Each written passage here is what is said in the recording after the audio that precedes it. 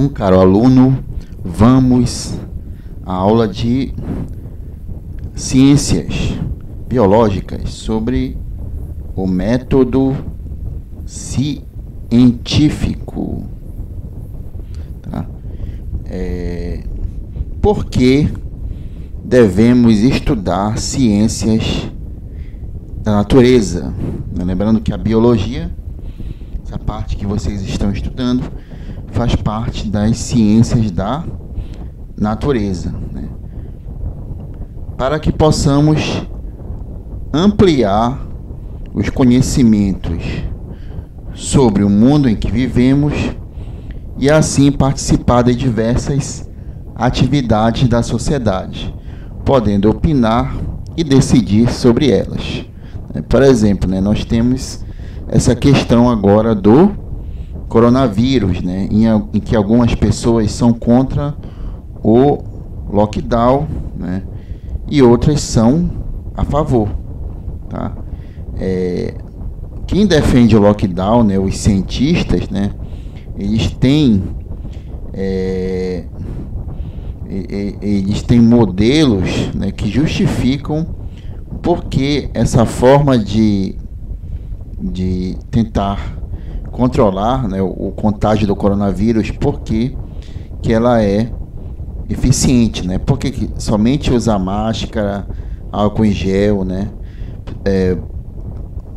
se continuar com as aglomerações, por que só essas medidas não são suficientes para reduzir o número de pessoas infectadas, que cresce a cada dia, que pode lotar os hospitais. Assim como tem pessoas, por exemplo, que são contra o fato de que nós devemos ao máximo estar usando sacolas plásticas, porque as pessoas têm essa comodidade, de estar usando sacola plástica, e tem outros, os ambientalistas, que são contra, dizendo que essas sacolas plásticas elas agredem o meio ambiente, Os ambientalistas, eles possuem uma razão científica para ser contra, o uso excessivo dessas sacolas, e isso está relacionado aos danos ambientais, tá?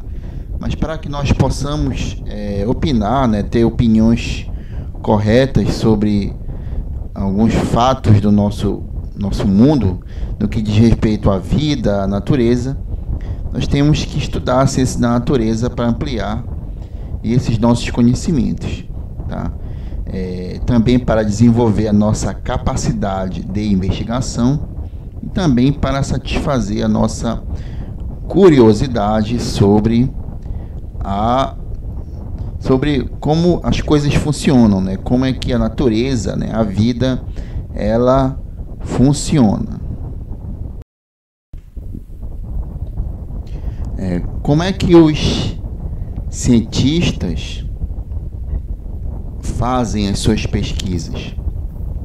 Aí nesta imagem nós temos pessoas usando uma bata, uma roupa chamada de bata, e elas estão dentro de um laboratório, Algumas estão aqui observando algum fenômeno, outras estão fazendo algum experimento, outras estão observando, dados, lendo, analisando dados, tá? São coisas como essa que os cientistas fazem dentro de um laboratório, tudo relacionado a uma pesquisa, Um laboratório é um lugar onde são realizados experimentos, tá? E esses experimentos são importantes para as pesquisas que os cientistas, cientistas ligados às ciências da natureza, eles fazem, E aí tem lá aparelhos, tem a questão da biossegurança, deles utilizando essas roupas, Tudo isso é necessário para que a sua pesquisa seja realizada, essa pesquisa que eles fazem dentro desses locais, tá?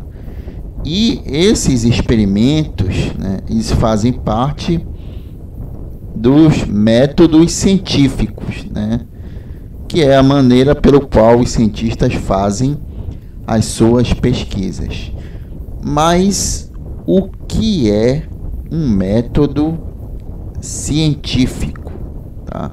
Que é o tema da nossa aula. O método científico é um conjunto de regras. Tá? O que é uma regra? Uma regra é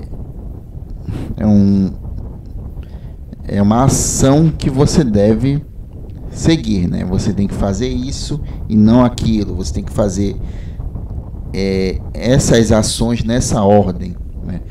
Então, regras básicas e etapas, tá? Que são utilizadas para produzir um conhecimento científico. Que exemplo nós temos de conhecimento científico? Na aula sobre células, né, vimos que se não fosse o trabalho do Robert Hooke, por exemplo, observando as células com auxílio do microscópio, né, nós não teríamos esse conhecimento científico, né, de que as células são uma característica básica da vida, né, que as células são a unidade básica dos seres vivos, né? Então isso é um conhecimento científico dentro da parte das ciências biológicas, que faz parte das ciências da natureza. E o conhecimento de que os seres vivos são formados por células, tá? Isso vem a partir de juntar evidências, né? Que é o que ocorre na maioria das ciências. Você junta evidências observáveis, né? Coisas que você pode observar, olhar, né? Fatos, né? Provas, pistas, né? Por exemplo, vocês têm... Por que os cientistas sabem que os dinossauros um dia viveram sobre a Terra, né? Mas aí alguém pode dizer, não, mas eu não acredito nisso, tá? Para mim isso é invenção, é história, tá?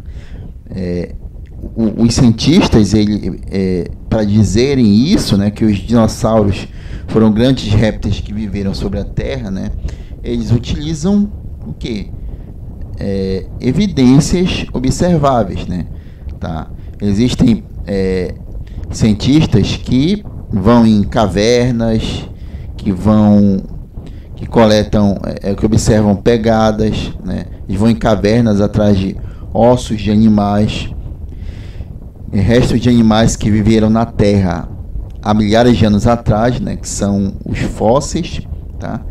E a partir desses fósseis que eles encontram em cavernas, né? Em sítios arqueológicos, né? Eles vão juntando essas provas, né? Que são os fósseis, né? Eles comparam, né, os ossos que eles encontram com ossos de animais que estão vivos, né, que existem, que de espécies de seres vivos que existem hoje, né? E se eles verificam que esses ossos não pertencem a nenhuma espécie de ser vivo, então é provável que esses ossos eles sejam de algum animal que viveu na Terra há milhares de anos atrás, mas que por alguma razão, tá? Eles foram extintos, ou seja, eles deixaram de existir. A mesma coisa sobre a evolução do homem, tá? Todo esse conhecimento que nós temos dentro das ciências, ele é baseado nessas evidências observáveis, ou então como os cientistas fazem no laboratório, ou seja, a partir de evidências empíricas, ou seja, experiências ou observações, e também evidências mensuráveis, ou seja, aquela que nós podemos medir, né? O peso, a altura, por exemplo, e analisar essas experiências, o resultado delas, evidências, com o uso da lógica, da racionalidade, tá? E o método científico, ele geralmente envolve as seguintes etapas. a observação, em primeiro, né? Essas etapas elas são em ordem cronológica, ou seja, uma sequência, tá? Um vem depois do outro, né? Nós não podemos inverter, mudar essa ordem, tem que ser sempre nessa ordem, né?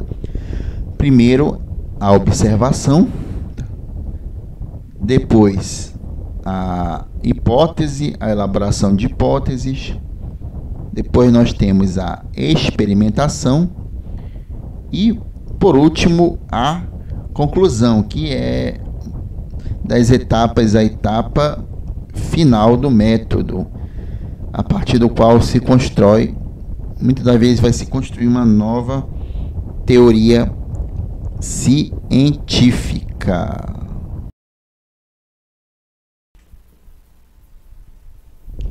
Mas, afinal, como funciona esse método científico dentro da biologia, né, que é a parte das ciências que nós estamos estudando, tá?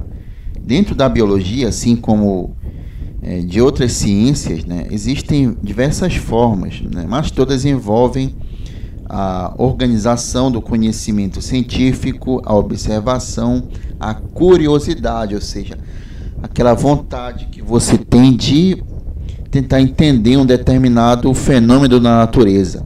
A investigação, tá? Quando falamos de investigação, né, essa palavra nos remete a um profissional chamado de detetive, né? Detetive que alguém contrata, por exemplo, que a polícia tem, né, para desvendar algum crime, né? E aí o detetive vai no lugar do crime, coleta as provas, né, as evidências observáveis para tentar desvendar esse crime, né? A leitura e a pesquisa. Então são essas formas, e você vê que elas estão relacionadas à pesquisa científica, ao método científico, tá? E aí vamos ver então as etapas, né, cada uma delas, as etapas do método científico, né, o que são essas etapas, né, o que elas significam, e depois relacioná-las para a gente poder então entender o que de fato é o método científico, né? Então, na ordem das etapas, a ordem cronológica, a primeira etapa que nós temos é a etapa da observação, né? Observação, que é a visualização, né? Quando falamos de visualização, tá, nos vem a ideia de um sentido do corpo humano, que é a visão. Mas, na verdade, essa visualização ela tem um sentido mais amplo, né? Porque nós também, né, existem fatos ou fenômenos, como os relâmpagos, né, em que a gente vai utilizar um outro sentido, que é da audição, né? Então, a visualização também remete a usar os outros sentidos para entender algum fato, né? Por exemplo, né, se a gente quiser explicar por que a comida azeda, tá, nós temos que sentir o gosto do alimento azedo, né, para a gente chegar a essa observação desse fenômeno, ok? Então, observar não está relacionado apenas a olhar algum acontecimento que nos chame a atenção, né, que nos desperte a curiosidade, tá? Então, nós temos aqui no slide, né, 3 fatos ou fenômenos que hoje nós temos uma explicação científica para eles. E essa explicação científica, para que a gente pudesse ter ela hoje, né, nós tivemos antes que ter pessoas, né, cientistas, que observaram esse fenômeno e que tiveram a curiosidade de tentar explicá-lo. Então, aqui nesse slide aqui, nós temos um arco-íris, tá? Um arco-íris que até hoje tem gente que acredita que no lugar onde surge um arco-íris tem um pote de ouro esperando, né? E quem encontrar aqui onde ele se forma no chão, né, vai achar esse pote de ouro e vai ficar rico, né? Mas graças ao trabalho dos cientistas, nós temos hoje uma explicação científica para esse fenômeno, né? Está relacionado às chuvas, tá? Mas como não é o objetivo dessa aula, então não vou explicar para vocês, né, detalhadamente essa relação da chuva com o arco-íris, mas essa relação ela tem a sua explicação no método científico utilizado para tentar entender a razão desse fenômeno, tá? Aqui no meio nós temos uma panela de pressão e um vapor saindo dela, tá? E esse vapor, né, por que ele está saindo da panela, tá? Graças ao trabalho científico, hoje nós sabemos que esse vapor ele se deve a uma mudança de estado físico que ocorreu aqui com a água colocada dentro da panela, tá? E essa mudança de estado físico ela ocorreu porque essa água ela foi dentro da panela, ela foi submetida a uma grande variação de temperatura, né? Foi fornecido calor, que é uma forma de energia.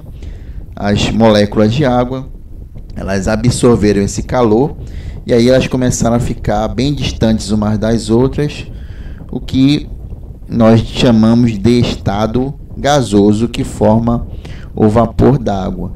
Mas para que nós pudéssemos ter esse conhecimento, né, os cientistas, né, os físicos tiveram que realizar procedimentos do método científico para desvendar esse fenômeno, né? Mas todos partiram da observação, ou seja, para você explicar um fato, primeiro você tem que observá-lo, tá? Para que em seguida você possa ter as outras etapas para tentar explicá-lo. E aqui do lado direito nós temos um parafuso que está enferrujando, em processo de ferrugem, né? Hoje nós sabemos o que causa esse fenômeno, tá? Graças à utilização do método científico, tá? Alguma pessoa ficou curiosa em tentar entender esse fenômeno, tá? E utilizando as etapas do método científico, né, nós temos hoje essa explicação, tá?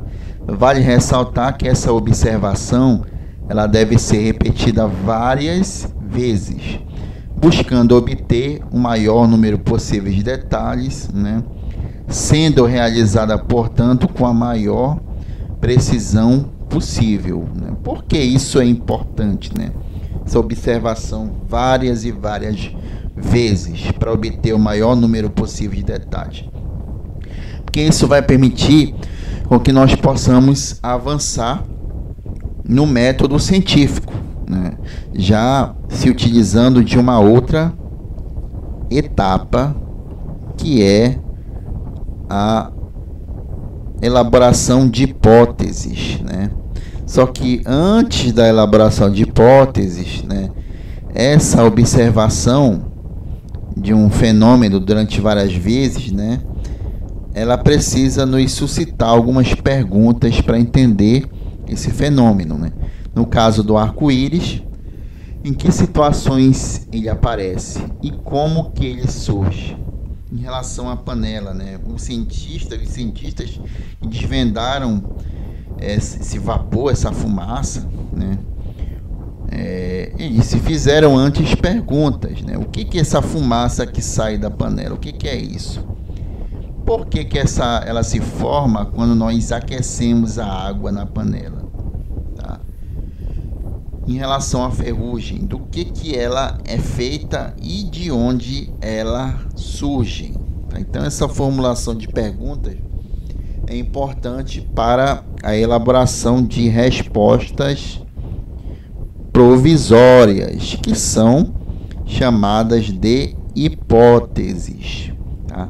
Então, a partir da observação, né, vão surgir perguntas, e essas perguntas, então, elaboradas, elas vão fazer com que hipóteses apareçam, né? As hipóteses são respostas provisórias, ou seja, o que é uma coisa provisória? É uma coisa que pode mudar, tá? Pode mudar, pode depois de um tempo não fazer sentido, desaparecer, tá? Por isso que é provisória, ou seja, não é definitiva, ela pode mudar, tá? Porque essas hipóteses, né, elas podem ser confirmadas ou negadas a partir de uma outra etapa do método científico, que são a elaboração de experimentos ou a procura de evidências, né, provas ou pistas, né, um trabalho parecido com de um detetive para verificar se elas realmente explicam um fenômeno ou não, né? Um exemplo de elaboração de hipóteses, né, é para responder a pergunta sobre a ferrugem, né? De onde é que ela surge, tá? Então temos aí duas respostas em que uma pode ser provisória e a outra definitiva, ou então as duas podem ser negadas, tá? Na hipótese 1, né, o pesquisador sugere que a ferrugem ela surge do contato do metal, né, de um prego, né, do parafuso com o ar. Ou seja, esse simples contato já é suficiente para causar a ferrugem. E na resposta provisória 2, né, ela é provocada por micro-organismos, por exemplo, bactérias que vão ser encontradas no ar, né? E a partir das hipóteses, o cientista ele vai fazer deduções, prevendo o que ocorreria na situação imaginada, caso as hipóteses sejam verdadeiras, né? Então nós temos aí um exemplo de dedução. Caso o ar seja responsável pela ferrugem, né, se nós deixarmos algum material metálico livre de um micro-organismo, ele sofreria um processo de ferrugem em contato com um ambiente, ou seja, uma previsão do que ocorreria, tá? Essas deduções elas são importantes também para a próxima etapa do método científico, onde a hipótese será testada. Ela vai ser testada, ela pode ser testada a partir de uma experimentação, tá? Por meio de experimentos é possível verificar se cada uma das hipóteses, das respostas provisórias usadas para tentar desvendar o fenômeno, o que causa ele, a sua origem, né, se ela é verdadeira ou não, tá? Vale ressaltar que esses experimentos eles devem ser, né, eu grifei aqui, ó, em uma cor diferente, controlados, regulados, tá? Por isso que geralmente tem que ser feitos dentro de um laboratório, né, utilizando aparelhos, equipamentos, né? E além disso, eles devem ser possíveis de serem repetidos várias vezes. Você só consegue explicar determinado fenômeno a partir do método científico, né, se você for capaz de elaborar um experimento, tá? Fazer um experimento onde você possa controlar as variáveis do experimento, né? E o trabalho científico ele só vai fazer sentido para a comunidade científica se ele for um experimento capaz de ser repetido várias vezes por diferentes pessoas em locais diferentes, tá? Para que ele tenha, como por exemplo a ideia do Robert Hooke, né, de que os seres vivos são formados por células, né? Ele usou o microscópio, a observação com o microscópio, ele juntou evidências, provas usando o microscópio, e esse método que ele usou de experimentação ele pôde ser repetido por vários outros cientistas, tanto é que outros depois utilizaram microscópio e verificaram a mesma coisa, né? Tiveram os mesmos resultados do Robert Hooke, né? Mas em relação à questão lá da ferrugem, né, de tentar explicar a ferrugem lá do parafuso, tá? Temos aí exemplos de experimentos, né? Tá? Deixar vários tipos de metal, né? Alumínio, ferro, cobre, entrar em contato com bactérias presentes no ar. E o outro exemplo seria colocar metais em contato com oxigênio da atmosfera sem a presença de micro-organismos. Esses seriam exemplos de experimento que são capazes de ser feito em laboratório, por exemplo, né? Pode-se isolar micro-organismos presentes no ar e aí verificar se de fato micro-organismos causam a ferrugem ou não, tá? Ou seja, através desse experimento podemos então, né, usando a forma controlada, podemos negar essa hipótese ou aceitá-la, e ele pode ser realizado por outros pesquisadores, tá? Ao realizar a experimentação, né, devemos trabalhar com dois grupos, né, aí falando do controle, né?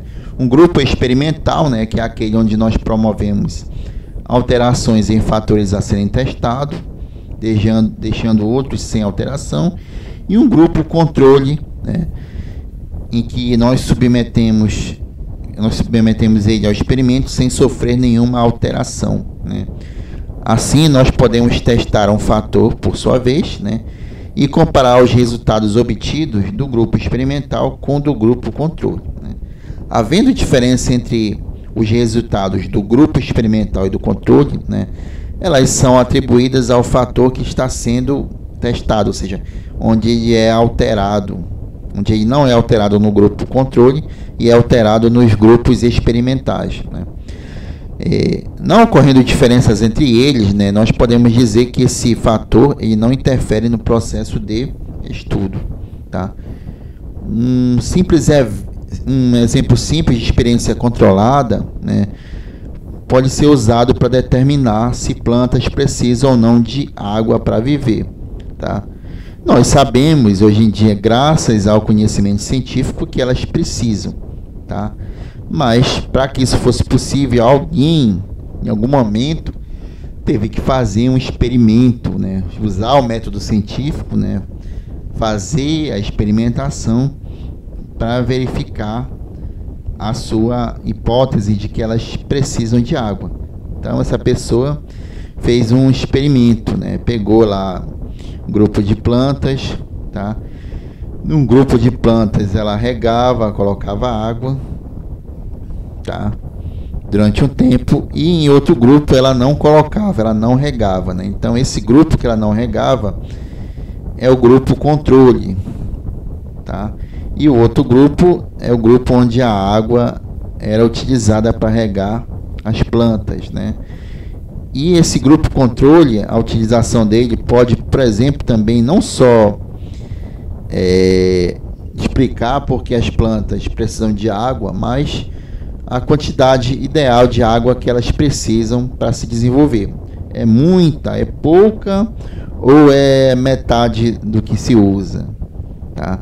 Então isso só é possível, né, responder essa pergunta, tá, usando grupo controle, né, um grupo onde você não vai utilizar um determinado fator que você acha que é aquele fator que é responsável por aquele fenômeno, no caso, o desenvolvimento das plantas, tá? Aí nós temos um exemplo aí, através de imagens da utilização do método científico, né? O menino observando aqui as frutas numa árvore, tá? Ele observou um fato, né, que surgem moscas de dentro dos frutos, né? E aí isso gerou uma curiosidade nele, onde ele formulou uma pergunta e depois uma hipótese para tentar explicar esse fenômeno, tá? essa hipótese dele, né, de que essas moscas elas surgem a partir de larvas, tá? Larvas que cresceram, se transformaram nas moscas, e essas larvas saíram dos frutos porque outras moscas foram lá, pousaram nos frutos e colocaram seus ovos, tá? Então ele tem essa possível explicação para esse fato, tá? E aí então ele fez a dedução, né? Ele fez uma previsão, né, do que aconteceria se ele fizesse o experimento, tá? Para tentar mostrar se essa hipótese dele é verdadeira ou não, né? Ele pegou frutos, né, e pensou: se eu colocar lá algumas frutas dentro de um saco plástico bem fechado, hermeticamente fechado, tá? Então, nesses frutos que estão dentro do saco não vai aparecer nenhuma mosca, nenhuma larva. Ele fez a dedução, e a partir dessa dedução ele elaborou então um experimento. Durante alguns dias ele deixou lá alguns frutos fechados para não entrar nada dentro deles e outros abertos, né?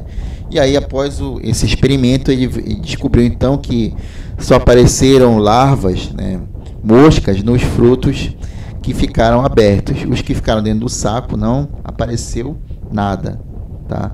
Então, aí é um exemplo da utilização do método científico para entender o fenômeno do surgimento das larvas de mosca nos frutos, tá?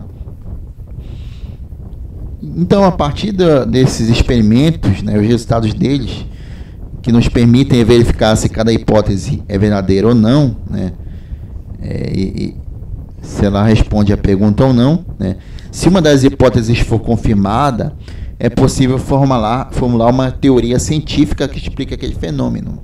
A teoria nada mais é do que uma explicação mais completa, formulada por cientistas para explicar um fenômeno ou fato, né? Um exemplo: a teoria da evolução, a teoria celular, né, que diz que todos os seres vivos são formados por células, tá? Temos teoria da biogênese, a mais aceita atualmente, para explicar como a vida surge, tá? Então são teorias. A teoria, ela não é uma etapa do método científico, mas ela é o resultado da conclusão de um trabalho científico, tá? Ela é sustentada, essa teoria, por evidências obtidas por meio de observações cuidadosas, né, registros, medições e experimentos, e também em outras teorias já aceitas pelos cientistas, né, tá? E essas teorias podem ser modificadas ou substituídas por novas que as contrariem, tá? Um exemplo de respeito à teoria da evolução, né? A teoria mais aceita atualmente sobre como os seres vivos evoluem é a teoria da seleção natural de Charles Darwin, tá? Mas no passado, a que era aceita é a teoria do Lamarck, que nada tinha a ver com a seleção natural. Ele acreditava que seres vivos podiam surgir a partir que uma espécie de ser vivo podia surgir a partir de modificações no corpo de um outro ser vivo.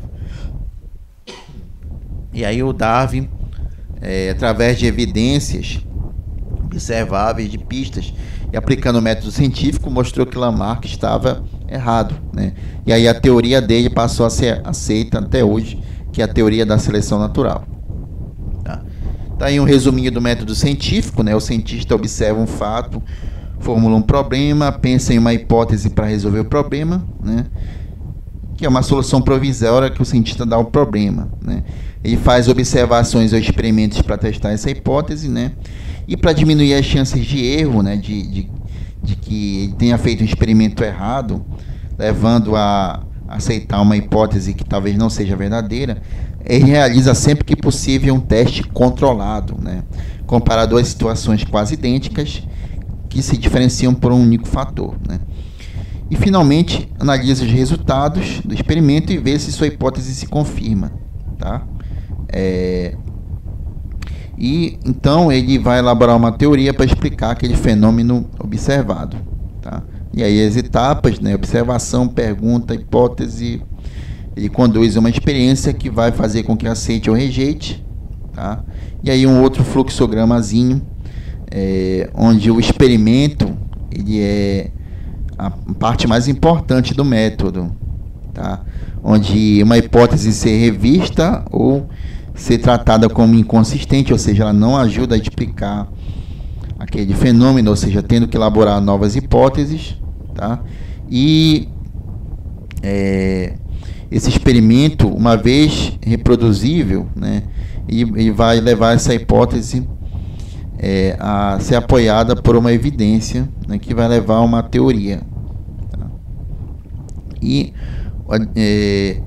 ao final dessas etapas, né, descrevendo as hipóteses dos experimentos, né, o cientista vai analisar os dados e vai fazer discussão, ou seja, vai comparar o resultado do seu experimento, do seu trabalho com o de outros cientistas, né, e ele vai publicar o seu trabalho em publicações, né, as revistas científicas como a Science, né, que é praticamente a mais famosa do meio científico, né, através de encontros, congressos e comunicações também são outras formas de outros pesquisadores poderem ler o seu artigo científico, né, o seu trabalho, tá, pensar sobre as conclusões, né, repetir o que esse cientista fez, né, e usar as informações dele como ponto de partida para novas hipóteses e testes. Tá? Isso aí não é uma etapa do método científico, mas quem faz ciência, quem pesquisa, tá, geralmente publica os resultados dessa pesquisa numa revista científica. E essas revistas são importantes porque o que nós temos hoje do conhecimento na biologia, por exemplo, se dá a partir da leitura dessas pesquisas, ok? Então era isso que eu tinha que falar.